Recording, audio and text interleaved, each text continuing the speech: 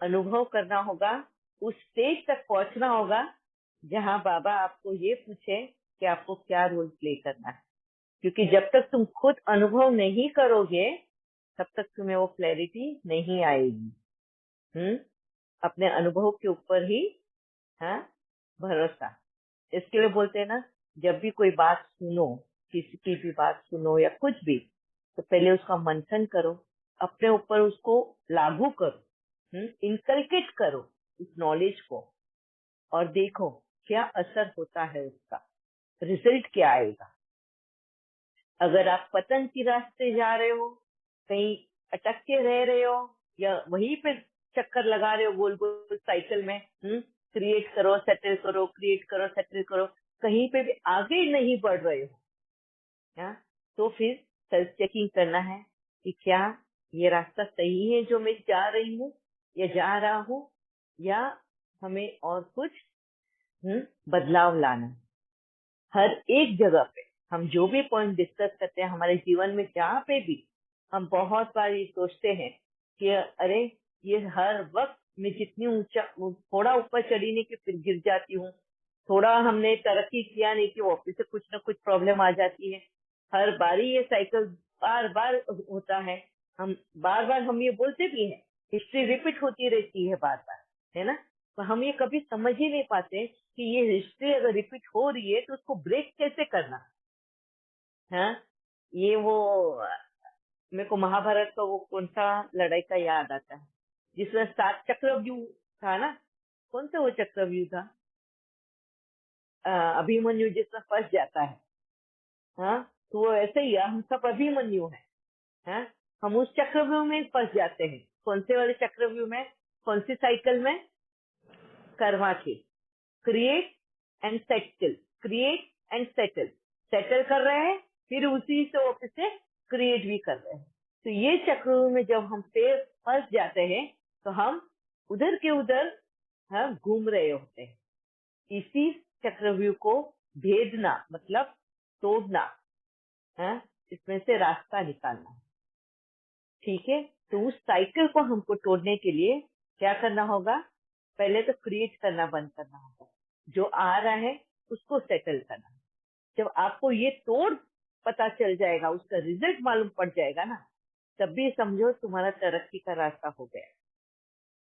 पतन के रास्ते पे जा रहे हो तुम, ये कैसे पता चले, जो भी तुम कर रहे हो उसका रिजल्ट अगर तुम्हें जैसा चाहिए वैसा नहीं मिल रहा है, कुछ गलत मिलते जा रहा है, और जब तुम ये बोलोगे कि अरे ये मेरे को ऐसा नहीं चाहिए था, इसकी वजह से हुआ, उसकी वजह से हुआ, जब हम ब्लेम गेम करना शुरू कर देते हैं तो समझ जाना जो रास्ते पे तुम चल रहे हो वो पतन का रास्ता है।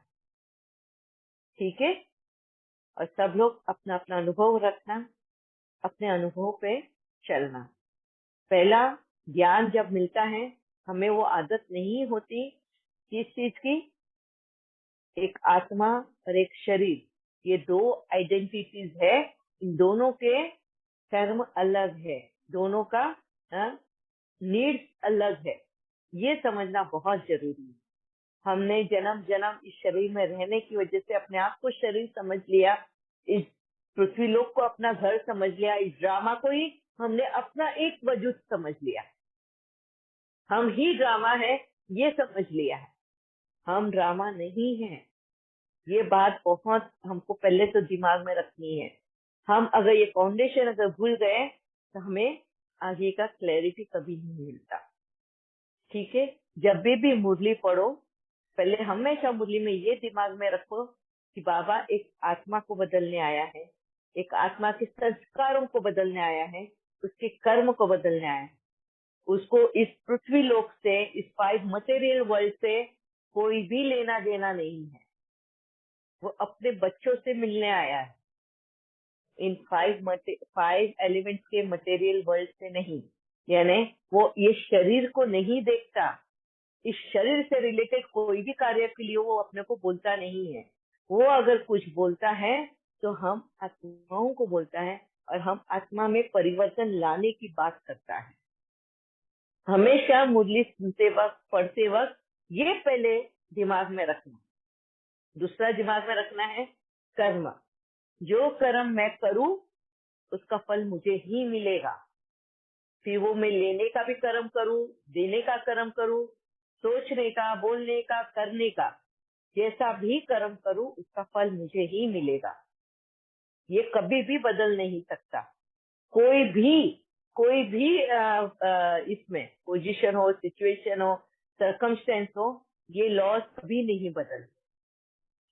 तीसरा ये याद रखना है कि एक आत्मा की जर्नी, ये जर्नी को कंप्लीट करने के लिए कुदरत, law of nature, law of Karma and law of time, work, कर्म एंड कुदरत, ये तीनों इस जर्नी में साथ साथ चलते हैं। वो तय करते हैं हमें कौन से कर्म का कब फल मिलेगा। हम नहीं तय कर सकते। हमें सिर्फ इतना अथॉरिटी दिया हुआ है कि सिर्फ कर्म करना है। हमें ये सारी फैसिलिटी, ये सारी इक्विपमेंट्स बोलो या कुछ भी, वक्त बोलो, जो भी है, हमें जो मिला है सिर्फ कर्म करने के लिए मिला है। कर्म का फल तय करने के लिए बस ये तीन है, वक्त, कुदरत एंड खुद कर्म। वो तय करते हैं कि हमें इसका फल कब मिलेगा। तो उसके पीछे भी हमें ये दिमाग में रखना है हमेशा। जब भी ये मुरली पढ़ो, ये सारी चीजें हमें दिमाग में रखेंगे तो हम बाबा क्या हमें समझाना चाहते हैं, हम मिस्टेक नहीं कर सकते उसके लिए। ठीक है? हाँ जी। अगर आप सभी को, किसी को भी अगर पिछले टॉपिक से कोई भी अभी क्वेश्चन नहीं है, क्लियर है, एंड ऑल एवरीवन, सभी लोग तैयार है अपने अनुभव के लिए, well and good, very nice. और हमारा सफल हुआ है लास्ट टाइम का डिस्कशन वगैरह सब। और सब लोग कर्मातीत अवस्था पे पहुंचना, रेस लगी है अपने आप से। कर्मातीत अवस्था पे पहुंचने का मतलब भी क्लियर हुआ है सबको। कर्मातीत अवस्था मतलब ये जो साइकिल है, क्रिएट एंड सेटल, क्रिएट करना और सेटल करना, इसको तोड़ना, इसके तोड़कर इससे बाहर निकलना, उसको बोलते हैं कर्मातीत अवस्था।